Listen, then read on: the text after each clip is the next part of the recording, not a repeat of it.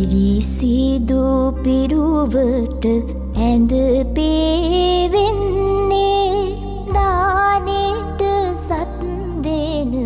එන බව දන්නේ පත්තිනි දෙවියොත් සමග වඩින්නේ කඩුල්ල ගාවට ඇවිත් සිටින්නේ පළමුව මංසල කවුද සිටින්නේ නාගදෙවිඳු සහ පිරිස සිටින්නේ කිරියම්මාවරු ඇවිත් සිටින්නේ ගෙතුලට එන්නට